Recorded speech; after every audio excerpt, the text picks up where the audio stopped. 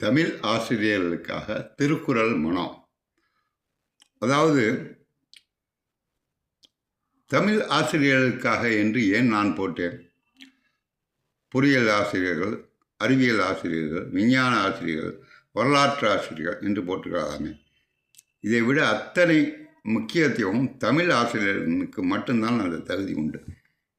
தமிழை எவன் ஒருவன் முழுமையாக கற்றுக்கொள்கிறானோ இந்த உலக சமுதாயத்தில் அவனை விட விஞ்ஞானி யாரும் கிடையாது, அறிவாளி வேறு யாரும் கிடையாது. சத்தியமான உண்மை. எடுத்துக்காட்டுக்கு நான் சொல்கிறேன். மலர்மிசை ஏகினான் மானடி சேர்ந்தார் நிலமிசை நீடு வாழ்வார் ஒரு திருக்குறள். இதுக்கு எந்த ஆசிரியனுக்கு, தமிழ் ஆசிரியனுக்கு விளக்கம் தெரியும்? தமிழ்நாட்டில் ஒருத்தனுக்கும் கிடையாது. இலங்கையில் இலங்கை ஜெயராஜனுக்கு தெரியும், வேறு எவனுக்கும் தெரியாது. அவரே பாடம் நடத்திக்கிட்டு இருக்காரு. அதை படித்தவனே அவனும் சொல்ல மாட்டேங்கிறான் விளக்கத்தை. நமக்கு ஏன் வம்புன்ட்டு பல ஆயிரம் தடவை அதுக்கு விளக்கம் நான் கேட்டிருப்பேன். அதாவது மலர் என்ற ஒரு சொல் இருக்கிறது, மிசை என்ற சொல் இருக்கிறது, ஏகினான் என்ற ஒரு சொல் இருக்கிறது. ஏகினான் என்றால் என்ன? என்ன வார்த்தை? யாருக்கு அர்த்தம் புரியும்? இப்போ ஒரு சினிமாவை கிளம்புறீங்க குடும்பத்தோட, கணவன் அந்த கீழே காலில் உட்காந்துட்டு ஆரம்பிப்பான். கிளம்பிட்டீங்களா? கிளம்ப எந்த வந்துட்டேன்னு சொல்லி அப்போ தான் தலை பொட்டு வச்சுக்கிட்டு இருப்பா. வந்துட்டேன்னா வந்துட்டாளா? வரலன்னா வந்து விடுவேன் கூடிய விரைவில். அதுக்கு தான் ஏகினான், இறந்த கால வினைத்தொடர். இது ஒரு விளக்கம். சரி விடுங்க. மலர் மிசை ஏகினான் மானடி சேர்ந்தார் நிலமிசை நீடு வாழ். நிலத்தில் எங்கே சார் நீடு வாழ்கிறது?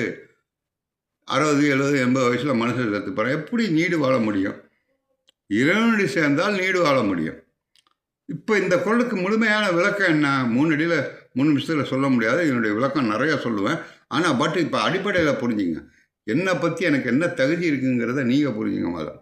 மலர்மிசை ஏகினால் மானடி சேர்ந்தார் நிலமிசை நீடு வாழ்வா. ஒரு சிறுத்தை என்ன பண்ணணும்னு கேட்டிங்கன்னா, ரொம்ப பசி வந்துட்டு சிறுத்தமோ சிங்கமோ புலியோ தன் குட்டிகளை பிடிச்சி கிழிச்சி தின்னாது. ஏன்? இந்த குழந்தைகள் மேல் அன்பு வந்து விட்டது.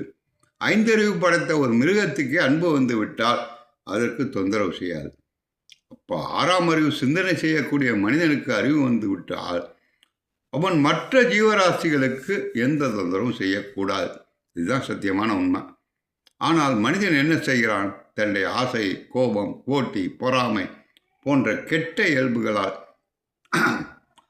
தன்னுடைய பிரபஞ்சங்களில் வாழ ஆரம்பிக்கிறான். அதனால துன்பங்களை அடைகிறான். அப்போ இறைவனிடையே என்ன வழி?